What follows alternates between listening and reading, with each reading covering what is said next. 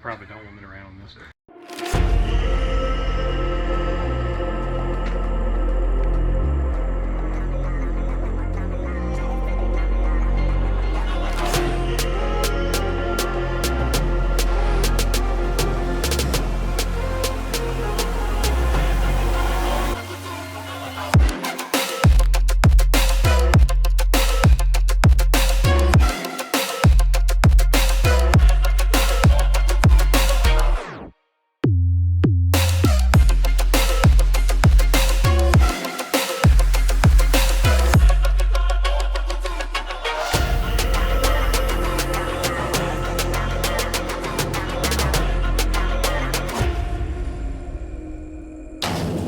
My name is Tony Thomas, and you're watching Hardwired Exotics on YouTube. I don't have a pipe. Yeah, what's up? Pipe or something. Corn cob pipe. Popeye. Who you call? I am not Popeye. Thank you very much. You kind of look like him. I mean, I got them guns. Screwed up eyes. I do got screwed up eyes. Yeah, that's right. They all wonky. You know, I can see from the window to the wall. Yeah. All right. So what are we talking about? I guess we're going to do story time with Tony. Story time with Tony. Cue the music. Dun, dun, dun, dun. Oh, Cassie, do your job. I know. Anyway, the guy said I needed to get a rocking chair and a pop, so I got plenty of pipes. I just need a rocking chair. I got a rocking chair. I'm just too lazy to go get it. All right. So what Anyway. if I rock? All right. So Craig's gonna rock the camera and pretend that everybody's rocking, or excuse me, pretend that I'm rocking. He's gonna lull y'all And to sleep. everybody's listening. So something that was mentioned to me this week that I felt like I needed to tell a story about. So here we go. Here's my version. Basically, I posted an animal up. I'm not gonna say which animal because it might hurt some people's feelings. But the animal happened to be $1,500. Y'all could probably figure it out if y'all follow along. But anyway, post this animal up $1,500, and we do this YouTube video on it, which you start putting two and two together. Again, you can probably figure it out. That night that the YouTube video launched, I had about 8 people ask me, "Hey, you know, what's the price on that animal?" So I tell them $1,500, and 3 out of those 7 or 8, 9 people that asked me about it literally came out and said, "Well, I think you're asking too much for that animal." I was like, okay, I appreciate your opinion, but just value that I put on this animal with what I think it's worth. So sorry, that doesn't meet up with your opinion. So let me tell you a little story. I read this not long ago. Figured I'd repeat it. An older gentleman had a granddaughter that was just graduating high school, and he decides that he wants to give his granddaughter this older car that's been sitting out in the back. It's got flat tires, got some rust on it, doesn't really run, 70s, 2-door, hard top. Use your imagination on if you like Ford, Chevrolet, Dodge, whatever, Chrysler. So the granddaughter takes a look at it and says, "Well, it's not really in good shape. I don't think I can drive this to go off to college." And he said, "You're right, but you can sell it, take the money, buy you something decent to go off to college." She says, "Okay, where do I start?" So the guy says, "Well, start at a car dealership." So she takes it to the car dealership, or excuse me, she can't take it. She takes pictures of it, takes the pictures to the car dealership and says, "Hey, I have this vehicle. I'd like to trade it in on something new." And they take a look at it and they say, "Well, we'll tell you what, we'll give you $1,000 for it and we'll come get it." So she thinks about it, goes back to her grandpa, says, "Hey, the car dealership offered me $1,000 for the car. Do you think I should take it?" He said, "Well, is that the only opinion that you got? Why don't you go try and see if you can sell it for more to somebody else?" She said, "Well, what do you recommend?" He said, "I don't know. Go to the pawn shop." So next day, she takes pictures of the same pictures and takes them to the pawn shop. And they tell her, "Well, it's really only worth scrap metal. We'll give you $500 for it." So she goes back to her grandpa and says, well, they only offered me $500. He said, we'll try some more different. So she returned or thinks about it for a little while, and then said, My list. so she goes out to Craigslist and then puts an ad out, lets it sit for a week. The most that she was offered on that was $1,500. She talks to her grandpa about that and says, look, they only offered me, $1,500. I guess I'm just going to take that. He said, well, there's a show for vehicles coming up this weekend. Why don't you take pictures of the car out there and talk to some of those guys and see what they'll offer you about it. So sure enough, Saturday morning she goes out, shows a couple of people the car that she's wanting to sell. One of the guys takes interest. Monday he shows up to look at the car and checks it out, checks some serial numbers out, the VIN numbers and all this stuff. Ends up being a matching numbers car. For those that don't know what a matching numbers car, that means all the original parts are there, and offers her $60,000. She then, excited of course, goes back to her grandpa and says, hey, this man's offered me $60,000. He said, well, that's good, because now you found your buyer. So what that means is, just because you don't necessarily agree with the price or agree with a value or agree with, I don't know, pretty much anything in life, you have that opinion. But just because you don't put a value of a certain price on that doesn't mean that everybody does. And that goes for buying and selling. So I'm gonna let Craig chime in because he's a car dealer. I'm sure he's gonna have a lot to say about it. Y'all really want me to rant on this? Probably not. I mean, they probably don't want me to rant on this. I'm not going to rant on this. When someone comes up with factual information about what something is priced at and the value behind it, as dealers do, as breeders do, as people that be knowing, that they do, that's the price of something. So it could be literally $10, but just because, and I hear this all the time, well, I don't value that. I don't want to pay more than this. You're not the buyer. That's just my nice way of saying it. You're not the buyer. That vehicle is for someone. Like the other day, I had a 2021 F350 King Ranch. Literally, the man just traded in because he just needed a smaller vehicle. 6,000 miles on it. Yep. $83,000 used truck. People kept trying to go, oh, I'll give you this, I'll give you that, I'll give you this. I mean, the price is the price. Yep. Same way with all these people with all their fine animals. I mean, the price is the price. You can't put a price on quality, but they have to put a price on it somehow. Yep. And that goes for everybody out there that breeds. Yep. You know what I mean? Just because you got somebody tossing something online for $500 don't mean it's a $500 snake. It could be a $12,000 snake. You don't know. They don't know. Shoot, they're just putting a price on it. Just because they don't value their product as much as someone else does. Yep. Doesn't mean you need to buy it. So we'll get into that.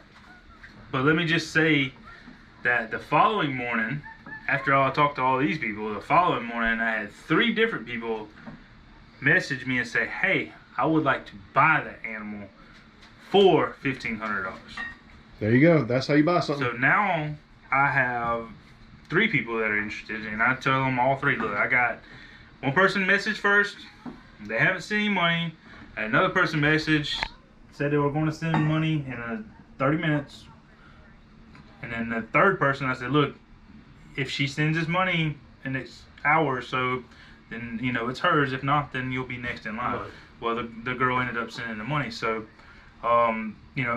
first person that sends the money is gets the animal. So that's just the way it is.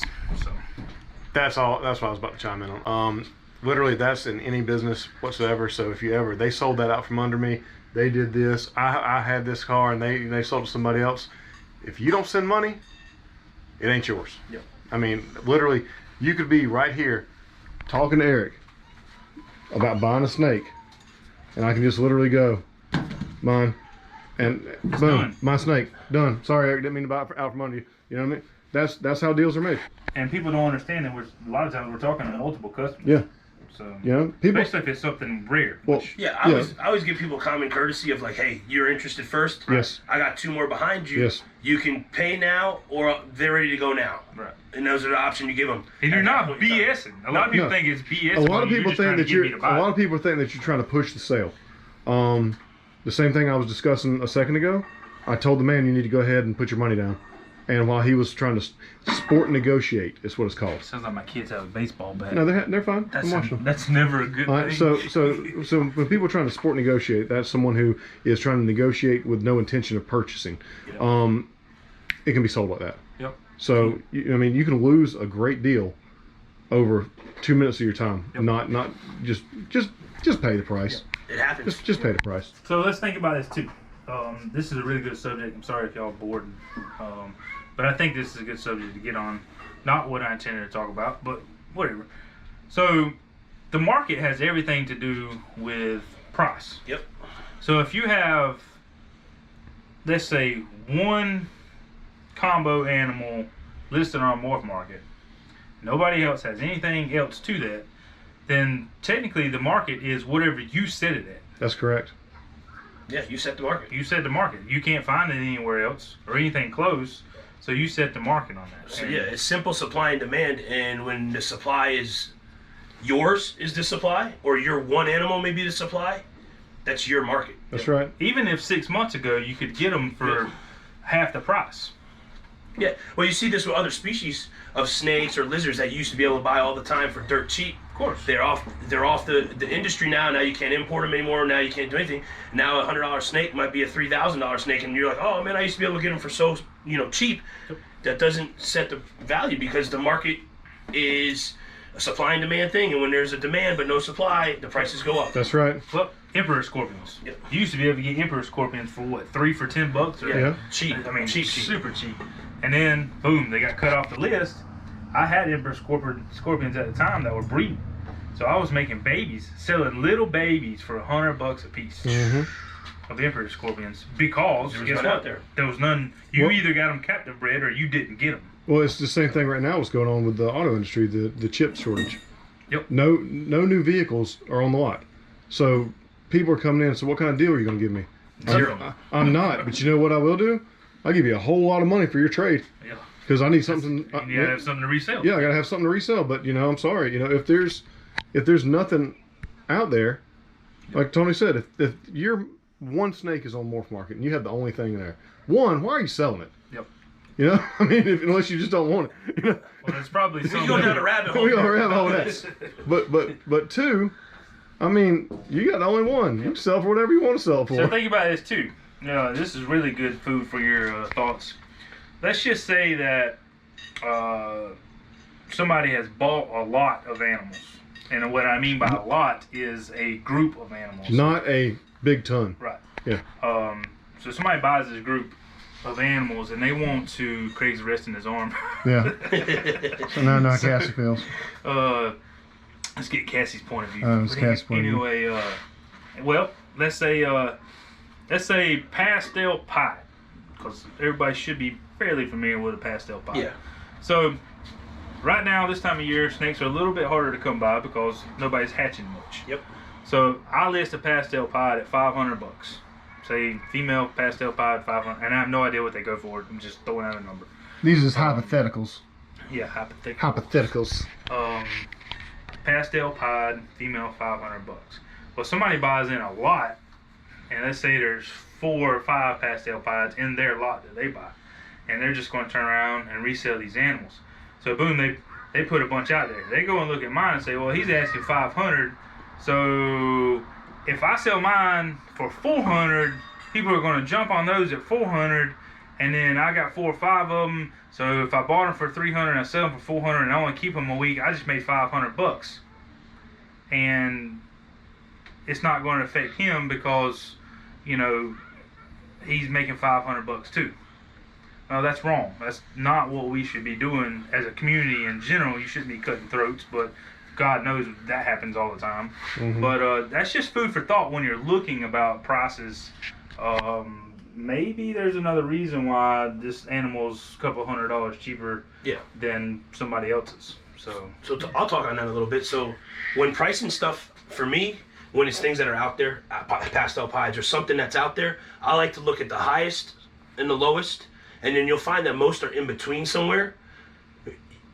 you can look at the highest and say there's certain reasons that may warrant that. Maybe it's specific to the look of the snake, the quality, or paradox. A little bit bigger. Obviously, some of the bigger breeders, they can command higher prices or whatever. But then you look at the lowest guy and you're always like, man, that guy's just trying to move it, get rid of it, and shoo it off. I like to go kind of right in the middle when it's something that you can compare. 5, 6, 7 of them on the market from different people. Okay, well, that's kind of sets the market. But yeah, I mean, you can't do that with one-off stuff. Yeah. That goes back to you set the market. And then you had a Cypress pinstripe yellow belly clown female. Yeah. How many of those are in Morph Market? None. What is the value of that animal? Whatever you put. Whatever you put it. To an extent. No, to an extent. I mean, you can't say $20,000. No, You could. But it's your animal. Hey, somebody might buy it. It's my and then you guys will. Hey, as long as you put firm on there. Firm, non-negotiable. Firm. That's that Facebook Marketplace salespeople right there. Firm, non-negotiable. I know what I got. And a lot of people in the ball python industry getting into it have been in it. Every one of us complains about how the price dropping so dramatically on certain genetics or whatever. Well, it's always a race to the bottom. Yep. So something hot comes out, everybody makes it, and then everyone's like, well, I can't sell it. I'm going to go cheaper. And like you said, you list it lower, and that sets the price now. Yep. Now everyone is, oh, wow, those are $400. They all sold. Yours is still for sale for $500. Well, it's a $400 snake to them. Yep. But not to you because it's your animal. Right. Exactly. So anyway, just some food for thought for people that are buying and or looking to sell, because this information works for your buyer to think about if they're buying, but it also works for selling if you're selling something. Yeah. So anyway, that's our story time with Tony. That's some good stuff, man. People pay for advice like this. No kidding. Really? Yeah. I'm in the wrong market. I could have ran it for about 20 minutes, but I decided not to. This is my fun day. Thanks for watching Hardwired Exotics, and make sure you subscribe. Bye!